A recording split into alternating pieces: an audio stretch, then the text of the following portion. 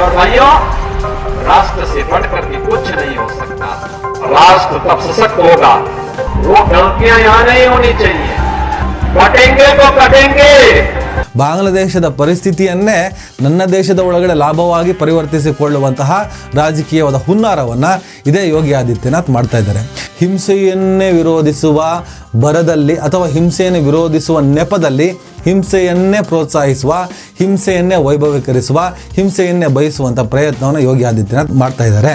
ಈ ದೇಶದ ಸಾರ್ವಭೌಮತ್ವವನ್ನು ಒಡೆಯುವಂತಹ ಆಡಳಿತವನ್ನು, ರಾಜಕೀಯವನ್ನು ಮಾಡಿಕೊಂಡು ಬಂದಂಥ ಯೋಗಿ ಆದಿತ್ಯನಾಥ್ ಮತ್ತು ಅವರ ಅಪ್ಪಂದರಿಗೆ, ಅವರ ಪಕ್ಷಗಳಿಗೆ, ಅವರ ಸಂಘಟನೆಗಳಿಗೆ ಕಾವಿ ಹಾಕ್ತಾರೆ ಅಂದರೆ ಅವನು ಸ್ವಾಮಿ ಅಂತ ಕರಿತೀವಿ, ಯೋಗಿ ಅಂತ ಕರಿತೀವಿ, ಕೈ ಎತ್ತಿ ಮುಗಿತೀವಿ.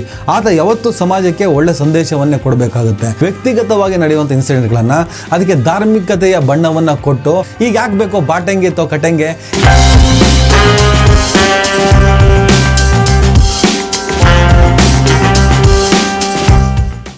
ಹಲೋ, ಹಾಯ್, ನಮಸ್ಕಾರ ಸ್ನೇಹಿತರೆ.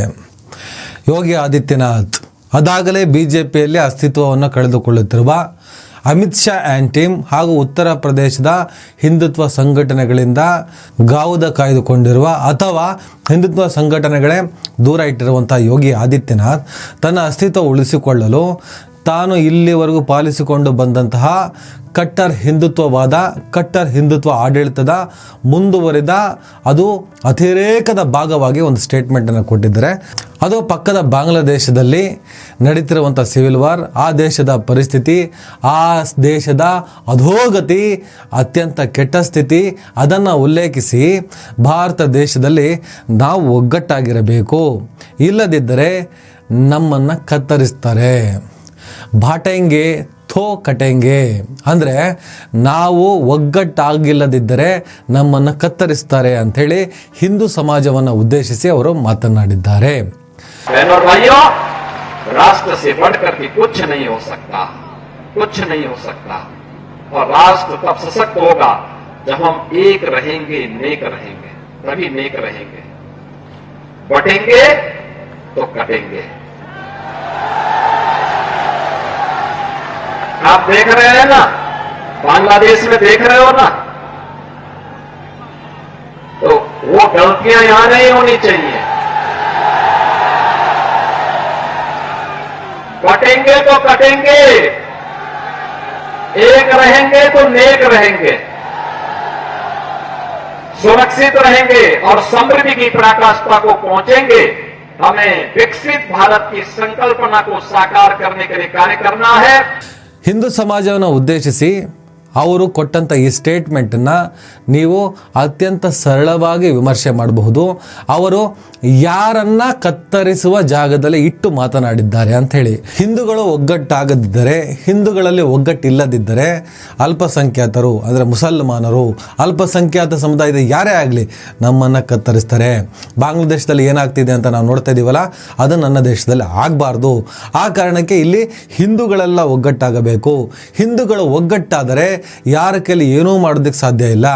ನಾವೇ ಒಡೆದು ಹೋದರೆ, ನಮ್ಮನ್ನೇ ಒಡೆದಾಳಿದರೆ ನಮ್ಮನ್ನು ಖಂಡಿತವಾಗಲೂ ಅಲ್ಪಸಂಖ್ಯಾತರು ಇಲ್ಲ ಮುಸಲ್ಮಾನರು ಕತ್ತರಿಸ್ತಾರೆ ಅನ್ನುವಂಥ ಆ್ಯಂಗಲ್ನಲ್ಲೇ ಕನ್ವಿನ್ಸ್ ಆಗೋ ಥರ ಅವರು ಮಾತನಾಡಿದ್ದಾರೆ. ಸ್ನೇಹಿತರೆ, ಬಹಳ ಆಶ್ಚರ್ಯ ಆಗೋದೇನೆಂದರೆ, ಯೋಗಿ ಆದಿತ್ಯನಾಥ್ ಒಬ್ಬ ಮುಖ್ಯಮಂತ್ರಿ ಆದವನಿಗೆ ಕನಿಷ್ಠ ಜನರಲ್ ನಾಲೆಡ್ಜ್ ಆದರೂ ಬೇಕಾಗುತ್ತೆ.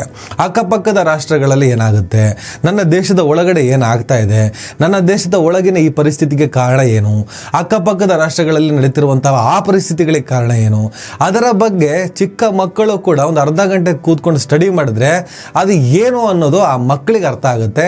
ಆದರೆ ಯೋಗಿ ಆದಿತ್ಯನಾಥ್ಗೆ ಇದು ಅರ್ಥ ಆಗಲ್ವಾ ಅನ್ನೋದಕ್ಕಿಂತ ಅರ್ಥ ಆಗಿದೆ. ಆದರೆ ಮ್ಯಾನ್ಯುಪ್ಯುಲೇಟ್ ಮಾಡುವಂತಹ ರಾಜಕಾರಣವನ್ನೇ ಮಾಡಿಕೊಂಡು ಬಂದಂತಹ ಸಮಾಜವನ್ನು ಒಡೆದೆ ಅದನ್ನೇ ಲಾಭವಾಗಿ ಪರಿವರ್ತಿಸಿಕೊಂಡು ಅದರಿಂದ ತನ್ನ ಬೇಳೆಯನ್ನು ಬೇಯಿಸಿಕೊಳ್ಳುವಂಥ ರಾಜಕಾರಣವನ್ನು ಮಾಡಿಕೊಂಡು ಬಂದಿರುವ, ಅದರಿಂದ ಸರ್ವೈವ್ ಆಗುತ್ತಾ ಬಂದಿರುವ, ಧರ್ಮದ ಆಧಾರದಲ್ಲಿ ಮಾತ್ರ ತಮಗೆ ಉಳಿಗಾಲ ಎನ್ನುವುದನ್ನು ಬಲವಾಗಿ ನಂಬಿರುವ, ಪ್ರತಿಪಾದಿಸುವ ಯೋಗಿ ಆದಿತ್ಯನಾಥ್ ಅಂತವರಿಗೆ ಬಾಂಗ್ಲಾದೇಶದ ಪರಿಸ್ಥಿತಿಗೂ ನನ್ನ ದೇಶದ ಒಳಗಿನ ಪರಿಸ್ಥಿತಿಗೂ ಬಹಳ ದೊಡ್ಡ ಮಟ್ಟದಲ್ಲಿ ವ್ಯತ್ಯಾಸ ಇದೆ ಅನ್ನೋದು ಗೊತ್ತಿಲ್ಲ. ಇವತ್ತು ಬಾಂಗ್ಲಾದೇಶದಲ್ಲಿ ಯಾಕೆ ಆ ಪರಿಸ್ಥಿತಿ ನಿರ್ಮಾಣ ಆಯಿತು? ಶೇಖ್ ಹಸೀನಾ ಅಲ್ಲಿನ ಪ್ರಧಾನಿ, ಬಹಳ ವರ್ಷಗಳ ಕಾಲ, ದೀರ್ಘಕಾಲ ಬಾಂಗ್ಲಾದೇಶವನ್ನು ಆಳಿದ ಒಬ್ಬ ಪ್ರಧಾನಮಂತ್ರಿ ರಾತ್ರೋರಾತ್ರಿ ದೇಶ ಬಿಟ್ಟು ಓಡಿ ಬರಬೇಕಾಯಿತು ಯಾಕೆ? ಅಥವಾ ದೇಶ ಬಿಟ್ಟು ಅಲ್ಲಿನ ಜನ ಅವರನ್ನು ಓಡಿಸಿದ್ದು ಯಾಕೆ? ಅಲ್ಲಿನ ಪರಿಸ್ಥಿತಿ ಏನು ಅನ್ನೋದ್ರ ಬಗ್ಗೆ ಒಂದಿಷ್ಟು ವಿವರಗಳಾದರೂ ಯೋಗಿ ಆದಿತ್ಯನಾಥ್ಗೆ ಬೇಕಿತ್ತು ಅನ್ನೋದಕ್ಕಿಂತನೂ ಅವ್ರಿಗೆ ಗೊತ್ತಿದೆ. ನಾನು ಅದನ್ನು ಸ್ಫುಟವಾಗಿ ಹಾಗೆ ಹೇಳಿ ಯೋಗಿ ಆದಿತ್ಯನಾಥ್ ವಿಚಾರಕ್ಕೆ ಬರ್ತೀನಿ. ಯಾಕೆ ಇದು ಬಾಂಗ್ಲಾದೇಶದಲ್ಲಿ ಗಲಾಟೆ? ನೋಡಿ, ಢಾಕಾ ಯೂನಿವರ್ಸಿಟಿ, ಅಲ್ಲಿನ ಢಾಕಾ ಯೂನಿವರ್ಸಿಟಿಯ ವಿದ್ಯಾರ್ಥಿಗಳು ಆ ದೇಶದಲ್ಲಿ ಬಹಳ ವರ್ಷಗಳಿಂದ, ಅಂದರೆ ಸ್ವತಂತ್ರ ಬಾಂಗ್ಲಾದೇಶದ ನಂತರ ಬಂದಂತಹ ಒಂದು ಮೀಸಲಾತಿಯ ವಿರುದ್ಧ ಹೋರಾಟವನ್ನು ಸಂಘಟಿಸ್ತಾರೆ. ಢಾಕಾ ಯೂನಿವರ್ಸಿಟಿಯ ವಿದ್ಯಾರ್ಥಿಗಳು ಸ್ವತಂತ್ರ ಹೋರಾಟದಲ್ಲಿ ಬಹಳ ದೊಡ್ಡ ಮಟ್ಟದ ಪಾತ್ರವನ್ನು ವಹಿಸಿದವರು. ಹಾಗಾಗಿ ಢಾಕಾ ಯೂನಿವರ್ಸಿಟಿಯ ವಿದ್ಯಾರ್ಥಿಗಳು ಏನಾದರೂ ಹೋರಾಟಕ್ಕಿಳಿದ್ರೆ ಅದು ಕ್ರಾಂತಿಯ ಸಂಕೇತ ಅನ್ನೋದು ಶೇಖ್ ಹಸೀನಾ ಅವರಿಗೂ ಗೊತ್ತಿತ್ತು. ಹಾಗಿದ್ದು ಅವರು ಆ ಹೋರಾಟವನ್ನು ಅವರು ತಿರಸ್ಕರಿಸ್ತಾರೆ, ಹತ್ತಿಕ್ಕುವಂಥ ಪ್ರಯತ್ನವನ್ನು ಮಾಡ್ತಾರೆ. ಢಾಕಾ ಯೂನಿವರ್ಸಿಟಿಯ ವಿದ್ಯಾರ್ಥಿಗಳು ಯಾವ ವಿಚಾರವನ್ನು ಇಟ್ಕೊಂಡು ಹೋರಾಟ ಮಾಡ್ತಾರೆ ಹೇಳಿ? ಮೀಸಲಾತಿ. ಏನು ಮೀಸಲಾತಿ? ಬಾಂಗ್ಲಾದೇಶಕ್ಕೆ ಸ್ವಾತಂತ್ರ್ಯ ಬಂದ ನಂತರ ಆ ಸ್ವಾತಂತ್ರ್ಯದ ರೂವಾರಿ, ಬಾಂಗ್ಲಾದೇಶದ ಪಿತಾಮಹ ಅಂತ ಕರೆದುಕೊಳ್ಳುವ ಬಾಂಗ್ಲಾದೇಶದ ಮೊದಲ ಪ್ರಧಾನಿ ಮುಜಿಬುರ್ ರೆಹಮಾನ್ ಅವರು ಒಂದು ಕಾನೂನನ್ನು ತರ್ತಾರೆ. ಅದು ಮೀಸಲಾತಿ. ಏನು ಮೀಸಲಾತಿ? ಅದು ಬಾಂಗ್ಲಾದೇಶದ ಸ್ವಾತಂತ್ರ್ಯಕ್ಕೋಸ್ಕರ ಹೋರಾಟ ಮಾಡಿದಂತಹ ಆ ಹೋರಾಟಗಾರರ ಕುಟುಂಬದವರು ಬಾಂಗ್ಲಾದೇಶ ಇರುವವರೆಗೂ, ಕೊನೆಯವರೆಗೂ 30% ಉದ್ಯೋಗದಲ್ಲಿ ಅವರಿಗೆ ಮೀಸಲಾತಿ ಕೊಡಬೇಕು ಅಂತ ಹೇಳಿ. ಅದಿನ್ನು 100 ವರ್ಷ ಆದಮೇಲೂ ಕೂಡ ಅದು ಮುಂದುವರಿಬೇಕು ಅನ್ನೋದು ಅವರ ಉದ್ದೇಶ ಆಗಿತ್ತು. ಆದರೆ ಇದರಿಂದ ಯಾವತ್ತೋ ತಾತನೋ ಮುತ್ತಾತನೋ ಯಾರೋ ಸ್ವಾತಂತ್ರ್ಯ ಹೋರಾಟ ಮಾಡಿದ್ದ, ಆತ ಸ್ವಾತಂತ್ರ್ಯ ಹೋರಾಟ ಮಾಡಿದ್ದಕ್ಕೆ ಅವ್ರ ಮೊಮ್ಮಕ್ಕಳು, ಅವ್ರ ಮರಿಮಕ್ಕಳು ಏನೂ ಯೋಗ್ಯತೆ ಇಲ್ಲದೆ ಅದರ ಬೆನಿಫಿಟನ್ನು ಪಡ್ಕೊಳ್ತಾ ಇದ್ರು. ಆದರೆ ನಿಜಕ್ಕೂ ಚೆನ್ನಾಗಿ ಓದಿ ಮೆರಿಟ್ ತಗೊಂಡಂತಹ ಬಡ ಮಕ್ಕಳು ಅಥವಾ ಯಾವುದೇ ವಿದ್ಯಾರ್ಥಿಗಳು ಈ ಮೀಸಲಾತಿನ ಹೊರಗಿದ್ದ ಕಾರಣಕ್ಕೆ ಅಲ್ಲಿನ ಉದ್ಯೋಗ ವಲಯದಲ್ಲಿ ತಮ್ಮ ಚಾಪನ್ನು ಮೂಡಿಸೋದಕ್ಕೆ ಆಗ್ತಾ ಇರಲಿಲ್ಲ. ನೇರವಾಗಿ ಹೇಳಬೇಕಂದ್ರೆ ಕೆಲಸನೇ ಸಿಗ್ತಾ ಇರಲಿಲ್ಲ. ಹಾಗಾಗಿ ಇದರ ವಿರುದ್ಧ ಹೋರಾಟ ಮಾಡ್ತಾರೆ. ಆ ಥರದ ಮೀಸಲಾತಿ ತೆಗೆದಾಕಿ ಯಾರಿಗೆ ಯೋಗ್ಯತೆ ಇದೆ ಅವ್ರಿಗೆ ಕೆಲಸ ಸಿಗಲಿ ಅಂತ ಹೇಳಿ. ಆದರೆ ಇದರಲ್ಲಿ ಒಂದಿಷ್ಟು ಪ್ರಮಾಣದಲ್ಲಿ ಹೆಚ್ಚು ಕಮ್ಮಿ ಮಾಡೋದು, ಕೋರ್ಟ್ ಎಂಟ್ರಿ ಆಗೋದು, ಇನ್ನೊಂದು ಇದೇ ಥರನೇ ತರಲೆಗಳು ನಡೀತಾ ಇರುತ್ತೆ.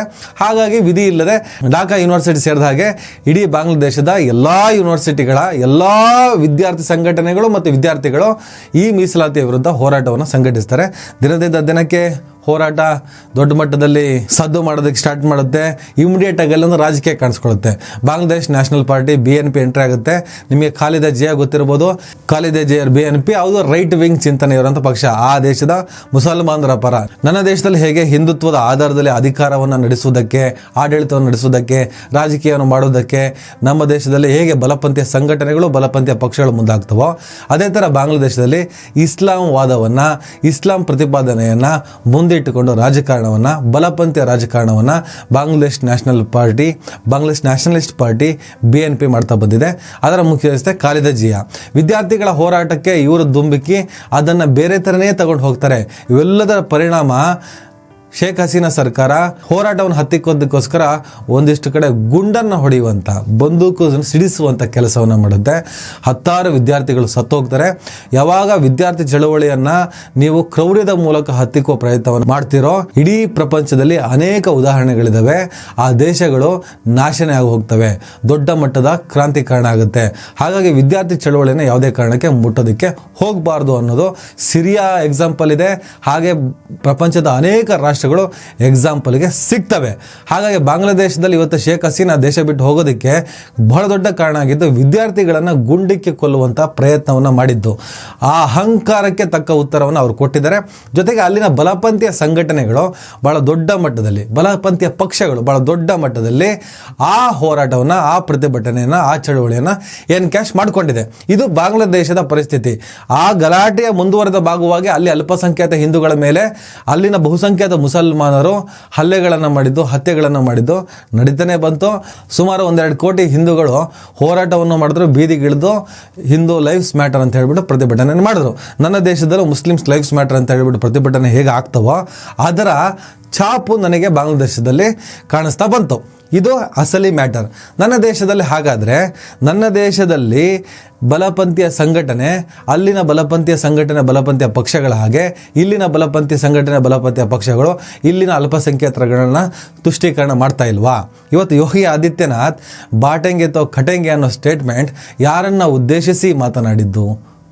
ಬಾಂಗ್ಲಾದೇಶದ ಸ್ಥಿತಿ ಮತ್ತು ನನ್ನ ದೇಶದ ಸ್ಥಿತಿಯನ್ನು ಕಂಪೇರ್ ಮಾಡುವಂಥ ಯೋಗಿ ಆದಿತ್ಯನಾಥ್ ಬಾಂಗ್ಲಾದೇಶದಂಥ ಸ್ಥಿತಿಗೆ ನಮ್ಮ ದೇಶವನ್ನು ತೆಗೆದುಕೊಂಡು ಹೋಗ್ತಾ ಇರೋದು ತಾವೇ ಅನ್ನೋದನ್ನ ಯಾಕೆ ಮರಿತಾ ಇದ್ದಾರೆ ಅನ್ನೋದೇ ನಂಗೆ ಆಶ್ಚರ್ಯ ಆಗ್ತಾ ಇರೋದು. बांग्लादेश में देख रहे हो ना, तो वो गलतियां यहां नहीं होनी चाहिए. कटेंगे तो कटेंगे. ನೋಡಿ, ಈ ದೇಶದ ಸಾರ್ವಭೌಮತ್ವಕ್ಕೆ ವಿರುದ್ಧವಾಗಿರುವಂತಹ ನಡೆಯನ್ನೇ ರೂಢಿಸಿಕೊಂಡು ಬಂದಂತಹ, ಆ ಮೂಲಕವೇ ರಾಜಕಾರಣವನ್ನು ಮಾಡಿಕೊಂಡು ಬಂದಂತಹ ಯೋಗಿ ಆದಿತ್ಯನಾಥ್ ಮತ್ತು ಯೋಗಿ ಆದಿತ್ಯನಾಥನ ಪಕ್ಷದ ನಾಯಕತ್ವಗಳಿಗೆ ನನ್ನ ದೇಶ ಬಾಂಗ್ಲಾದೇಶ ಆಗುವ ಪರಿಸ್ಥಿತಿ ಬರುತ್ತೆ, ನನ್ನ ದೇಶದಲ್ಲಿ ಹಿಂದೂಗಳು ಒಗ್ಗಟ್ಟಾಗಬೇಕು, ಇಲ್ಲ ಅಂದರೆ ಬಹಳ ಕೆಟ್ಟ ಸ್ಥಿತಿ ಬರುತ್ತೆ ಅನ್ನೋಂಥ ಮಾತನ್ನು ಹೇಳುವಂತಹ ಪ್ರಯತ್ನವನ್ನು ಮಾಡ್ತಾ ಇದ್ದಾರೆ ಸ್ನೇಹಿತರೆ. ಎಷ್ಟು ವಿಚಿತ್ರ ಅಲ್ವಾ? ಬಾಂಗ್ಲಾದೇಶದಂಥ ಸ್ಥಿತಿ ನನ್ನ ದೇಶಕ್ಕೆ ಬರಬಾರ್ದು, ನಾವು ಹಿಂದೂಗಳು ಒಗ್ಗಟ್ಟಾಗಬೇಕು, ನಾವು ಒಗ್ಗಟ್ಟಾದರೆ ನಮ್ಮನ್ನು ಯಾರು ಏನೂ ಮಾಡೋದಕ್ಕೆ ಸಾಧ್ಯ ಇಲ್ಲ, ನಾವು ಒಗ್ಗಟ್ಟಾಗದಿದ್ದರೆ ನಮ್ಮನ್ನು ಕತ್ತರಿಸ್ತೇವೆ ಅನ್ನುವಂಥ ಸ್ಟೇಟ್ಮೆಂಟ್ನಲ್ಲೇ ಬಾಂಗ್ಲಾದೇಶವನ್ನು ಮಾಡೋದಕ್ಕೆ ನಾವು ಹೊರಟಿದ್ದೀವಿ ಅನ್ನೋದು ಈ ಯೋಗಿ ಆದಿತ್ಯನಾಥ್ಗೆ ಅರ್ಥ ಆಗ್ತಾ ಇಲ್ಲ ಅಂತ ಹೇಳೋಕ್ಕಾಗಲ್ಲ. ಅರ್ಥ ಆಗ್ತಾ ಇದೆ. ಬಾಂಗ್ಲಾದೇಶದ ಪರಿಸ್ಥಿತಿಯನ್ನೇ ನನ್ನ ದೇಶದ ಒಳಗಡೆ ಲಾಭವಾಗಿ ಪರಿವರ್ತಿಸಿಕೊಳ್ಳುವಂತಹ ರಾಜಕೀಯವಾದ ಹುನ್ನಾರವನ್ನು ಇದೇ ಯೋಗಿ ಆದಿತ್ಯನಾಥ್ ಮಾಡ್ತಾ ಇದ್ದಾರೆ. ಯೋಗಿ ಆದಿತ್ಯನಾಥ್ ಬಹಳ ವಿಚಿತ್ರ ಏನಂದರೆ, ಭೂತದ ಬಾಯಲ್ಲಿ ಭಗವದ್ಗೀತೆ, ಏನಕ್ಕಪ್ಪ ಭಗವದ್ಗೀತೆ ತರ್ತೀಯಾ ಅನ್ನೋ ಪ್ರಶ್ನೆ ಮಾಡ್ತೀರಾ? ಓಕೆ, ಭೂತದ ಬಾಯಲ್ಲಿ ಕುರಾನ್, ಭೂತದ ಬಾಯಲ್ಲಿ ಬೈಬಲ್, ಭೂತದ ಬಾಯಲ್ಲಿ ಭಗವದ್ಗೀತೆ ಅಂತ ಹೇಳ್ತಾರಲ್ಲ, ಒಂದು ಒಳ್ಳೆ ವಿಚಾರ ಭೂತದ ಬಾಯಲ್ಲಿ ಬರಬಾರ್ದಂತೆ. ಕೆಟ್ಟವರ ಬಾಯಲ್ಲಿ ನಮ್ಮನ್ನು ಹೊಡಿತಾರೆ, ನಮ್ಮನ್ನು ಕಡಿತಾರೆ, ನಮ್ಮನ್ನು ಬಡಿತಾರೆ, ನಾವು ಒಗ್ಗಟ್ಟಾಗಬೇಕು ಅಂತೇಳಿ ಹಿಂಸೆಯನ್ನೇ ವಿರೋಧಿಸುವ ಬರದಲ್ಲಿ ಅಥವಾ ಹಿಂಸೆಯನ್ನು ವಿರೋಧಿಸುವ ನೆಪದಲ್ಲಿ ಹಿಂಸೆಯನ್ನೇ ಪ್ರೋತ್ಸಾಹಿಸುವ, ಹಿಂಸೆಯನ್ನೇ ವೈಭವೀಕರಿಸುವ, ಹಿಂಸೆಯನ್ನೇ ಬಯಸುವಂಥ ಪ್ರಯತ್ನವನ್ನು ಯೋಗಿ ಆದಿತ್ಯನಾಥ್ ಮಾಡ್ತಾ ಇದ್ದಾರೆ. ಯೋಗಿ ಆದಿತ್ಯನಾಥ್ ಒಬ್ಬ ರಾಜ್ಯದ ಮುಖ್ಯಮಂತ್ರಿಯಾಗಿ ಒಂದು ರಾಜಕೀಯ ನೇತಾರ, ಜನಪ್ರತಿನಿಧಿ ಅನಿಸಿಕೊಂಡವನು ಎಲ್ಲರನ್ನ ವಿಶ್ವಾಸಕ್ಕೆ ತೆಗೆದುಕೊಂಡು ಹೋಗಿ ರಾಜಕೀಯವನ್ನು ಮಾಡಬೇಕು.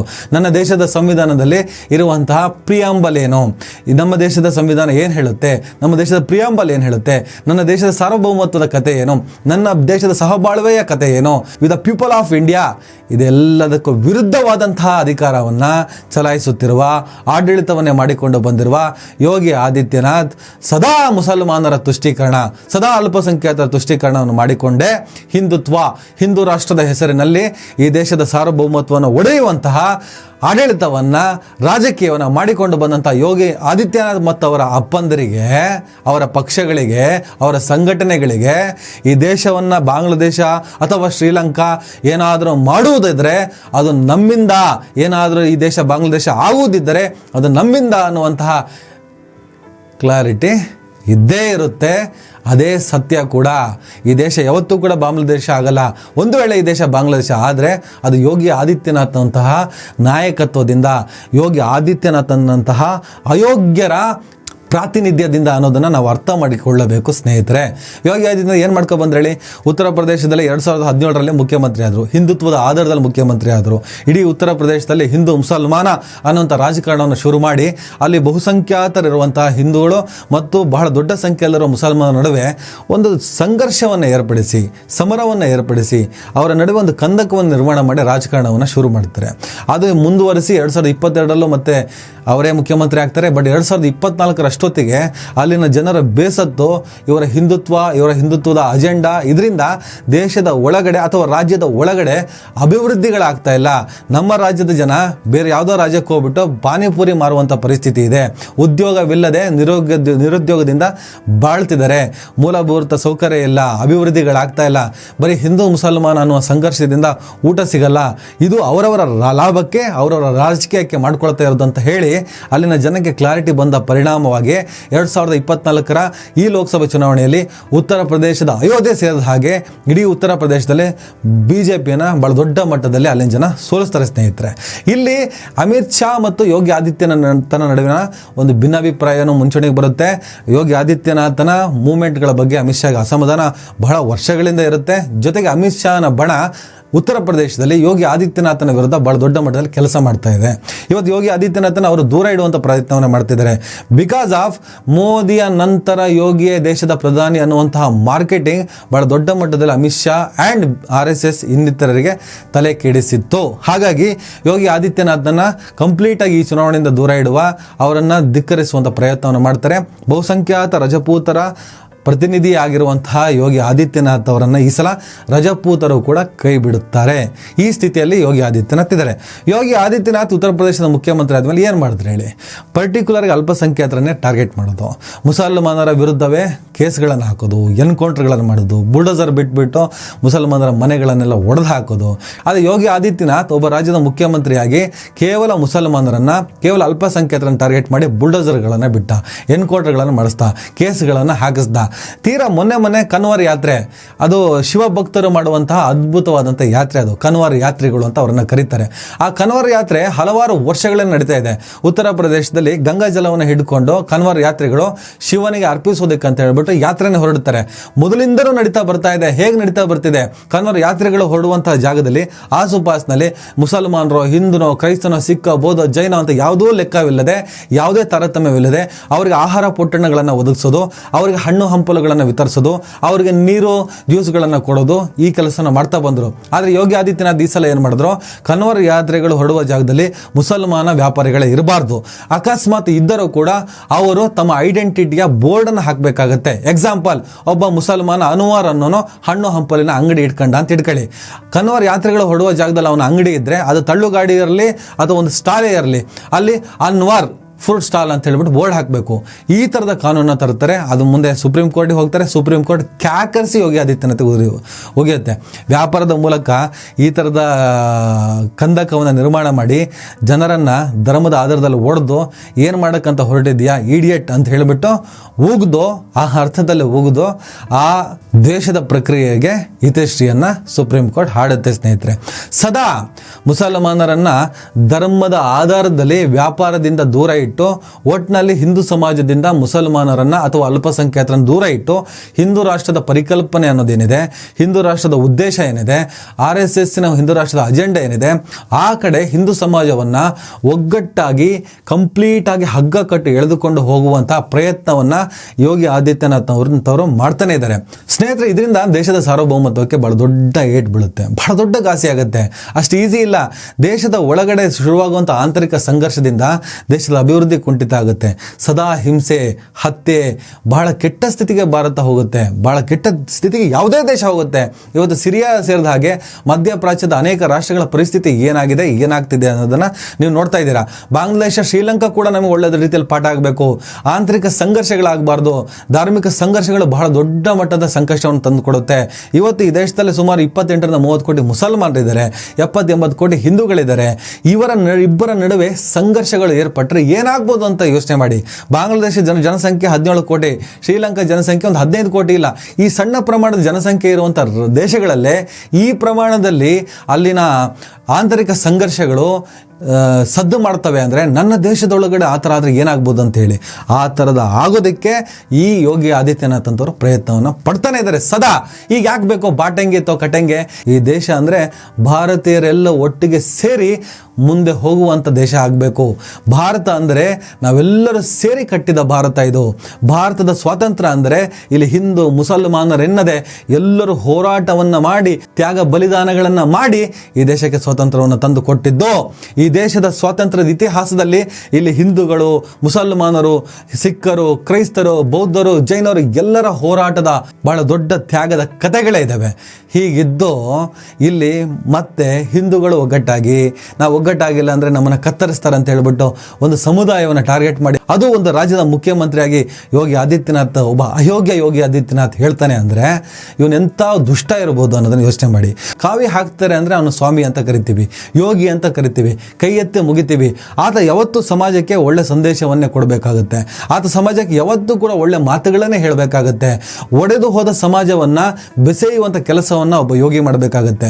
ಆದರೆ ಈ ಅಯೋಗ್ಯ ಯೋಗಿನಾಥ್ ಸದಾ ಹಿಂದೂ ಮುಸಲ್ಮಾನ ನಡುವೆ ಸಂಘರ್ಷಕ್ಕೆ ಏನೆಲ್ಲ ಬೇಕೋ ಅದನ್ನೇ ಮಾಡ್ತಾ ಬಂದಿದ್ದಾನೆ. ಯಾವುದೇ ಕಾರಣಕ್ಕೂ ನನ್ನ ದೇಶದಲ್ಲಿ ಹಿಂದೂ ಮುಸಲ್ಮಾನರ ನಡುವೆ ಯಾವುದೇ ರೀತಿಯ ದ್ವೇಷದ ಪರಿಸ್ಥಿತಿಯೇ ಇಲ್ಲ. ಚೆನ್ನಾಗೇ ಇದ್ದಾರೆ.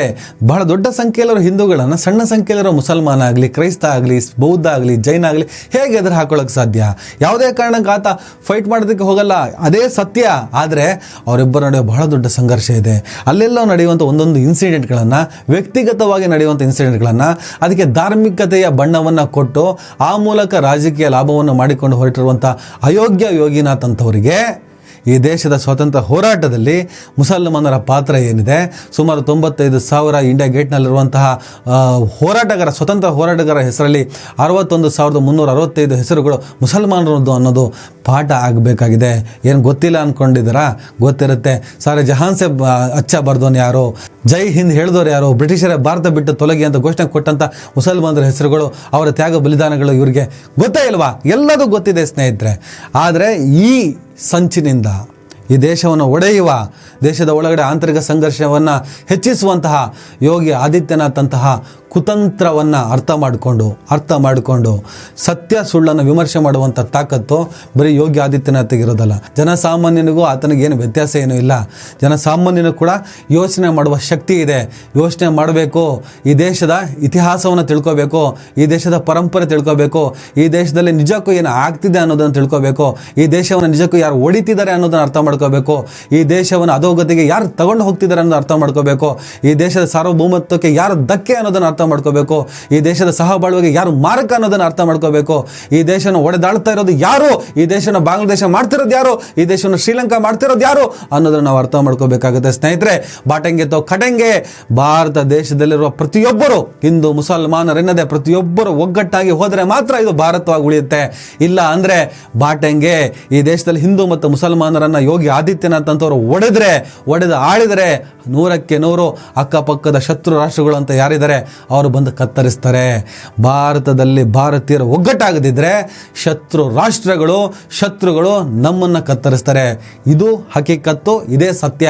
ಯೋಗಿ ಆದಿತ್ಯನಾಥ್ ಹೇಳ್ದಂಗೆ ಹಿಂದೂಗಳು ಮಾತ್ರ ಒಗ್ಗಟ್ಟಾಗಬೇಕು, ಇಲ್ಲಾಂದರೆ ಮುಸಲ್ಮಾನ ಕತ್ತರಿಸ್ತಾರೆ ಅನ್ನೋದು ಇದೆಯಲ್ಲ, ಇದು ದ್ವೇಷ. ಈ ದ್ವೇಷವನ್ನು ಅರ್ಥ ಮಾಡಿಕೊಂಡು ಪ್ರೀತಿಯ ದೇಶವನ್ನು ಕಟ್ಟಬೇಕು ಅಂದರೆ ಯೋಗಿ ಆದಿತ್ಯನಂತಹ ಅಯೋಗ್ಯರನ್ನು ದೂರ ಇಟ್ಟು ಅವರ ಮಾತಿಗೆ ಕಿವಿ ಕೊಡದೆ ಈ ದೇಶದ ಪರಂಪರೆಯನ್ನು ಅದ್ಭುತವಾಗಿ ತೆಗೆದುಕೊಂಡು ಬಂದಂತಹ ಮಹಾಯೋಗಿಗಳಿದ್ದಾರೆ, ಅವರ ಮಾತನ್ನು ಮಾತ್ರ ನಾವು ಕೇಳೋಣ, ಅವರ ಮಾತಿಗೆ ಮಾತ್ರ ನಾವು ಕಿವಿಯಾಗೋಣ ಅಂತ ಹೇಳ್ತಾ ನನ್ನ ಮಾತನ್ನು ಮುಗಿಸ್ತೇನೆ. ನಮಸ್ಕಾರ ಸ್ನೇಹಿತರೆ.